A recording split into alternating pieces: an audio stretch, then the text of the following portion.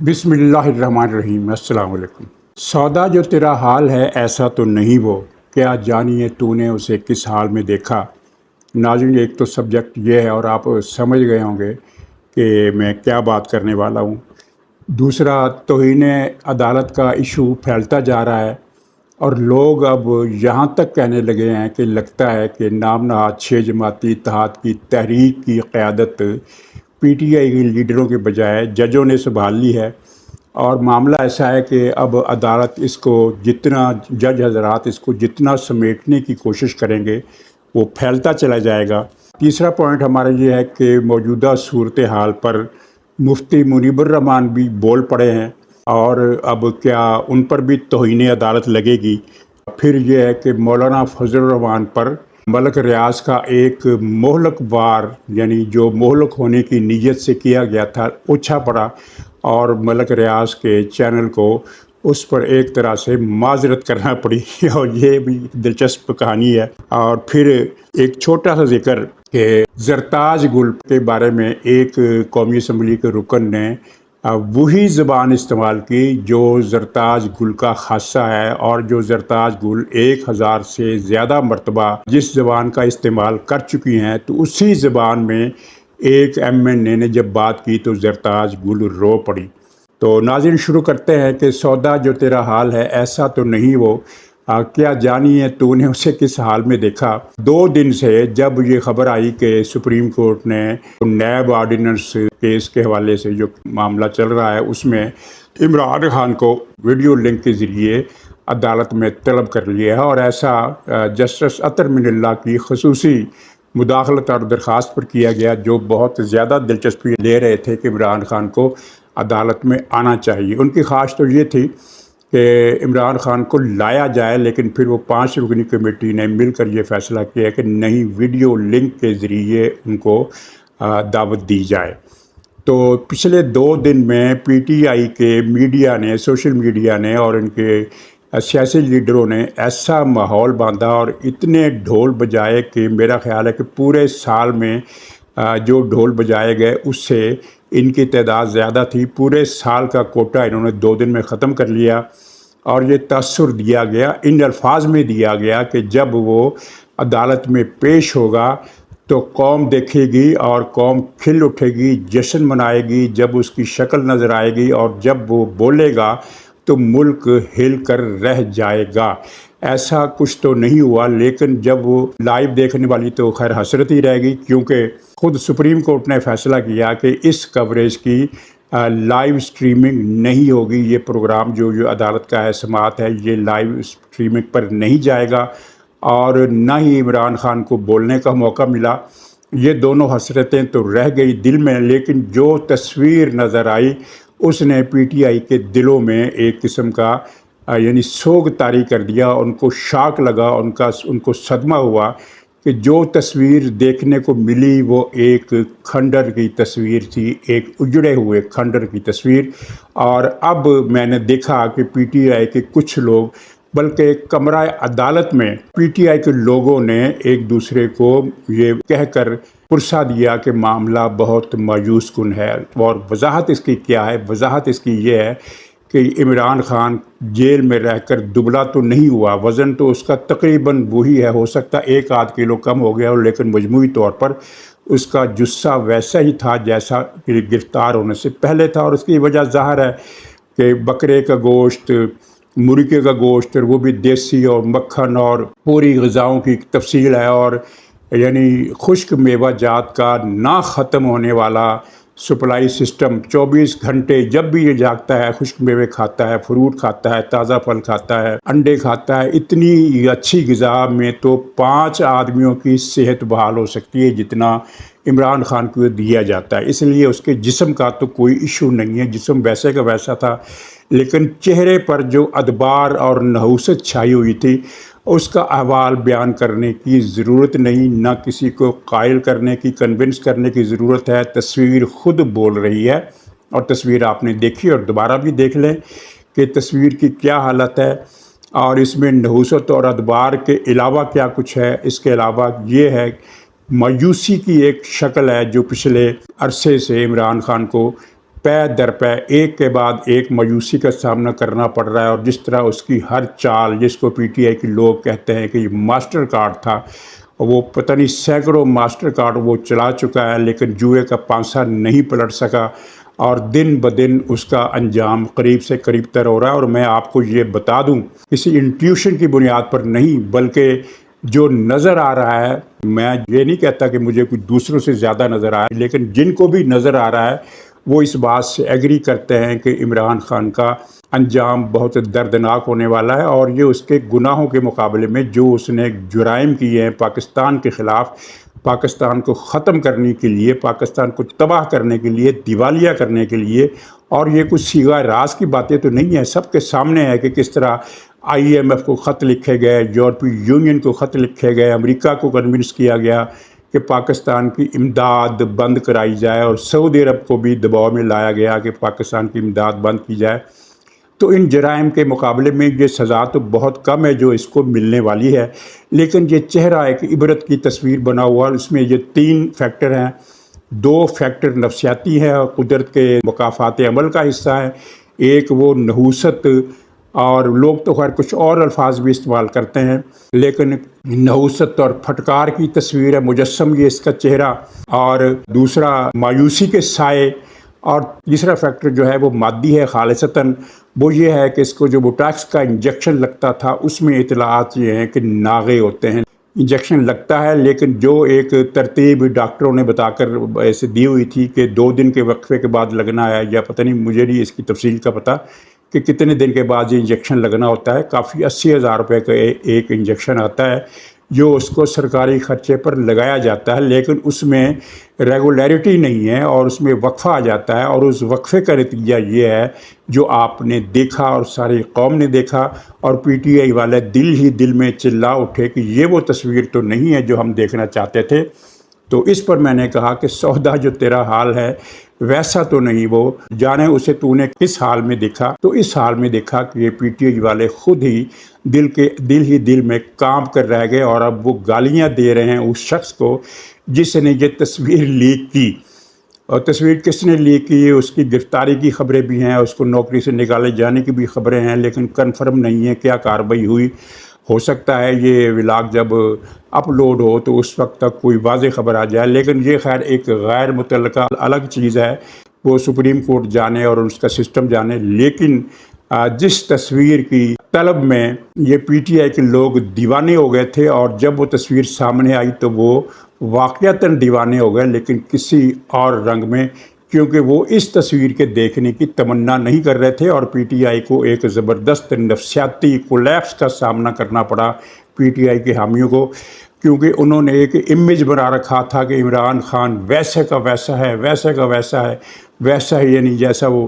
تصویر، ایک امیج سازی جو انہوں نے کر رکھی ہے، آپ کے علم میں ہے، بتانے کی ضرورت نہیں، تو وہ امیج سارا برباد ہو گیا، اور لوگوں کو اس کا اصل چہرہ سامنے آ گیا، ایک عبرت کا چہرہ، ایک نحوست کا چہرہ۔ نحوست کا چہرہ اگر کسی نے نہیں دیکھا تو وہ اس تصویر کو دیکھ لے۔ اور ناظرین، یہ ایک مکافات عمل کا ایک حصہ ہے، بہت چھوٹا سا حصہ، اصل حصہ ابھی سامنے آنا ہے۔ ناظرین، ہمارا دوسرا موضوع ہے توہین عدالت کے ایشو۔ بات کتنے لوگوں نے کی، اس سے پہلے عدلیہ کے کردار، خاص طور پر اسلام آباد ہائی کورٹ کے کردار پر اتنی زیادہ لوگوں نے اس طرح کی باتیں نہیں کی۔ فیصل وڈوڈرا صاحب نے جو کچھ کہا وہ سب کے سامنے ہے، اور یہ اس معاملے کا سب سے سنگین رخ ہے جو فیصل وڈوڈرا کے خلاف سپریم کورٹ نے نوٹس لے لیا ہے، اور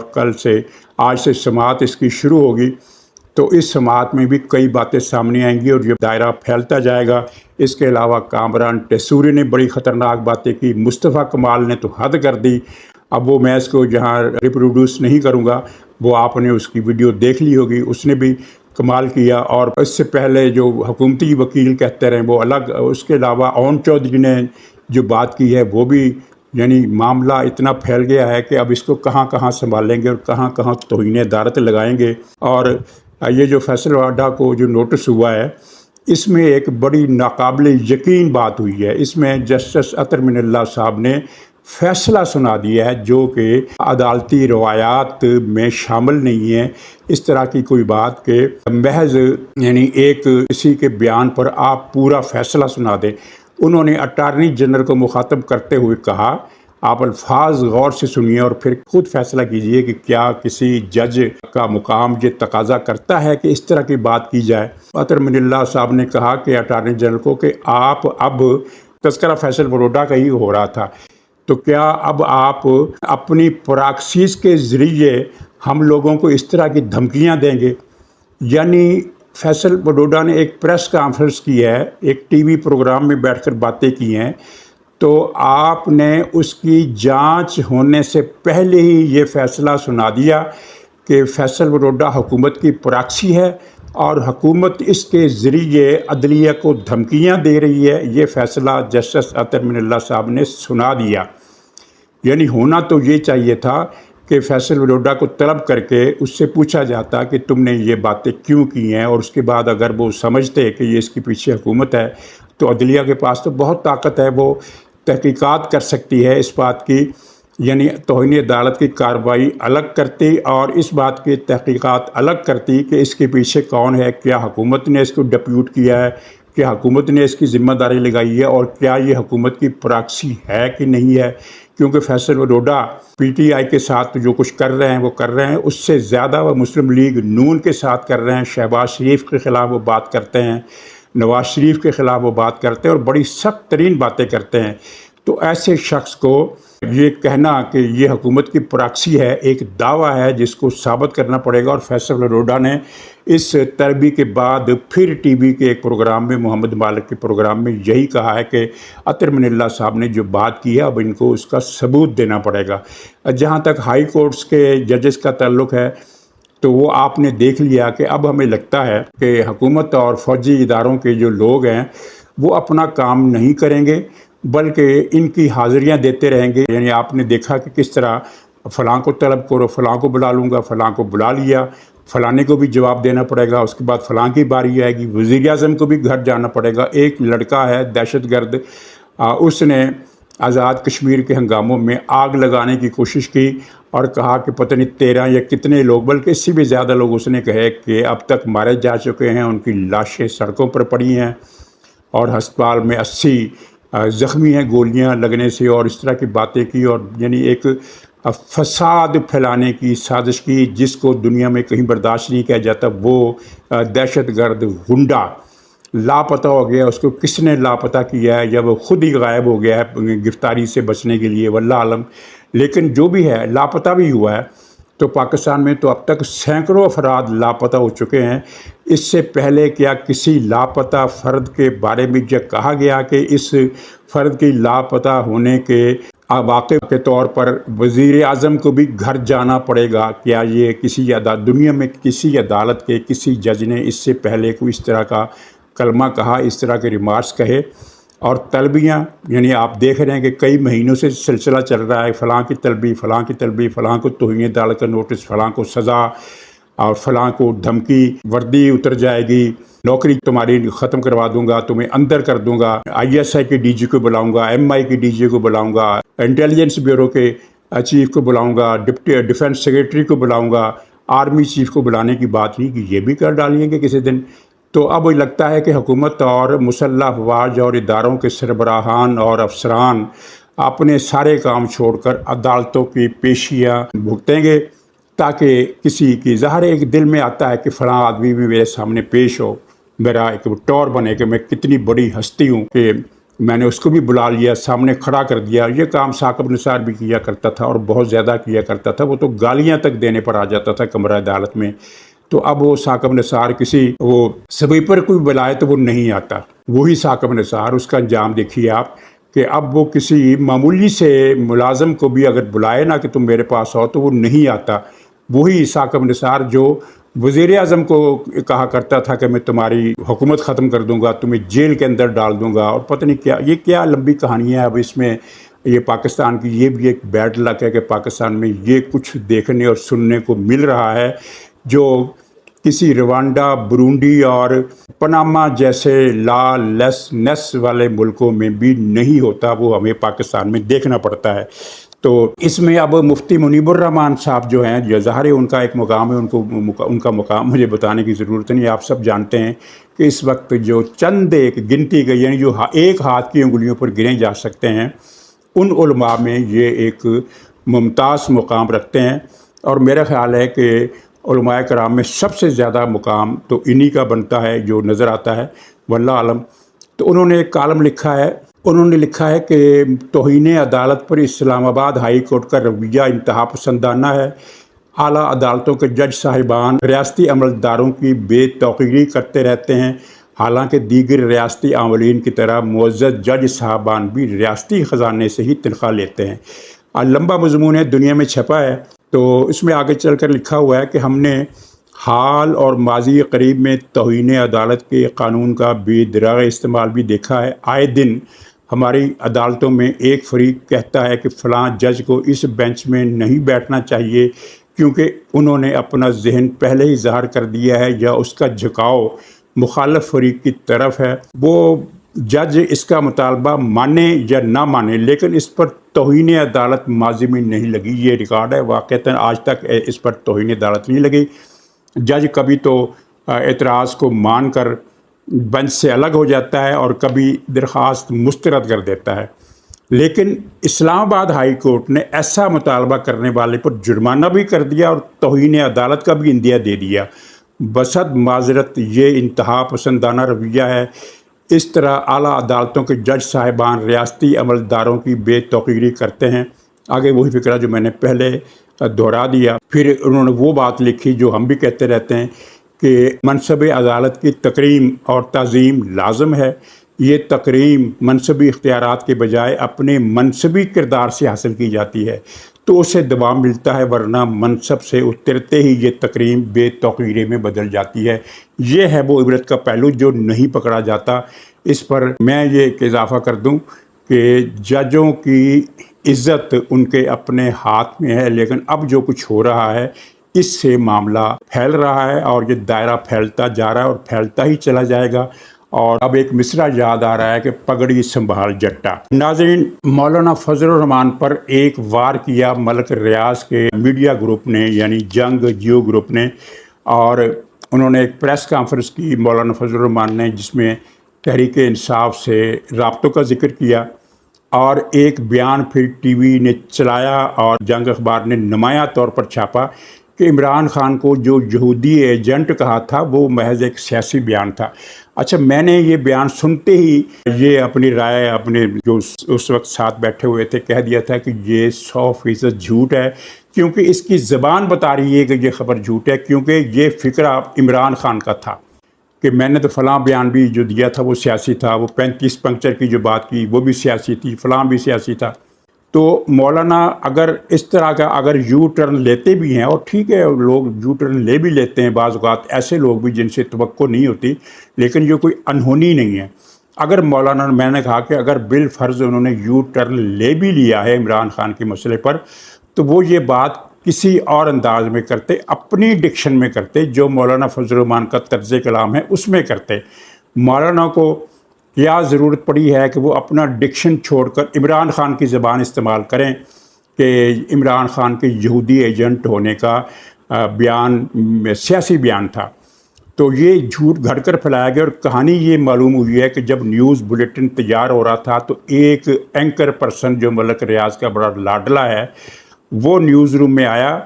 और उसने इस अंदाज में बात की कि मौलाना के बयान में ये फ़िक्रा है। तो उन्होंने लिख रहे होते हैं कापी राइटर जो ख़बरें मुसवदा बना रहे होते हैं न्यूज़ बुलेटिन का, उन्होंने कहा कि नहीं। तो उन्होंने उस एंकर पर्सन ने कहा कि ये फ़िक्रा डालो, मौलाना ने ये बात की है। अब ज़ाहिर है वो कापी एडिटर जो होते हैं वो तो एक छोटी तनख्वाह लेने वाले, कम तनख्वाह लेने वाले गैर महफूज पोस्ट पर होते हैं।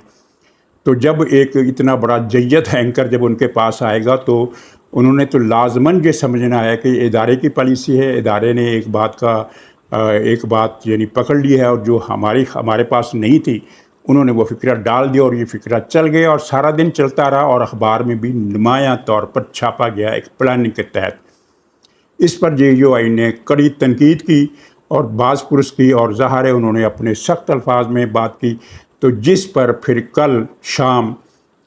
سپہر یا شام کے وقت جیو ٹی وی کو، ملک ریاض کے ٹی وی کو ایک وضاحت 2.5 منٹ کی جاری کرنی پڑی، جس میں شروع میں تو اس معافی نامہ اس میں نہیں تھا، معذرت نامہ اس میں نہیں تھا، لیکن انداز یہی تھا کہ ہم سے غلطی ہو گئی، اور اصل میں جو بات مولانا نے کی تھی وہ یہ تھی۔ اس کے بعد پھر مولانا کا وہ متعلقہ پورشن پریس کانفرنس کا سارا چلایا گیا، اور میں آپ کو پھر یہ بتا دوں کہ مولانا جتنی چاہیں رابطے کی باتیں کرتے رہیں اور رابطے کرتے رہیں، وہ عمران خان کے ساتھ کبھی نہیں جائیں گے، کیونکہ معاملہ یہ ہے کہ مولانا کا جو مال چوری ہوا ہے، مولانا جس پر مرضی الزام لگائیں کہ وہ فلاں نے چوری کیا ہے، لیکن وہ مال مسروقہ جو برآمد ہوا ہے وہ PTI کے گھر سے برآمد ہوا ہے۔ تو بہرحال یہ ملک ریاض کا بڑا مہلک وار تھا، کیونکہ اس ایک فکرے سے JUI کے کارکنوں میں جس طرح بے چینی پھیلی وہ واقفان حال جانتے ہیں، اور انہوں نے مجھے بتایا ہے کہ پشاور سے لے کر کراچی تک ایک بے چینی پھیلی، جس سے مولانا کی شخصیت مجروح ہوئی، کیونکہ ایک بات پختہ کر دی گئی تھی، اور بات بالکل صحیح ہے کہ عمران خان یہودیوں کا ایجنٹ ہے۔ آج شرجیل میمن نے جو بیان دیا اس میں یہی کہا ہے کہ اسرائیل نے الیکشن میں عمران خان کی فنڈنگ کی، اور عمران خان لاڈلا ہے۔ اس کے عدلیہ کے حوالے سے انہوں نے کہا کہ یہ جو کچھ ہو رہا ہے یہ ایک پلان کے مطابق ہو رہا ہے۔ تو مولانا فضل الرحمان کی جو شد و مد سے پھر ایک غم و غصہ انہوں نے ظاہر کیا ملک ریاض کے چینل کے خلاف، تو اس کا نتیجہ یہ نکلا کہ اس کو بڑی بے شرمی کے ساتھ یہ ایک وضاحتی 2.5 منٹ کا بلیٹن جاری کرنا پڑا کہ مولانا نے یہ بات نہیں کی تھی۔ تو ناظرین، بہرحال اب یہ توہین عدالت کا جو ایشو ہے یہ ایک کسی نہ کسی منطقی انجام کی طرف بڑھتا ہوا نظر آتا ہے۔ اس دوران بہت سارے خم و پیچ آئیں گے، بہت سارے کلائمیکس، کئی کلائمیکس، انٹی کلائمیکس آئیں گے، لیکن یہ معاملہ بہرحال منطقی انجام کی طرف بڑھ رہا ہے، اور اب لگتا ہے کہ طے ہو جائے گا کہ اداروں کی حدود کیا ہیں۔ ناظرین اجازت دیجیے، انشاءاللہ اگلے ولاگ میں پھر ملاقات ہوگی، تب تک کے لیے خدا حافظ۔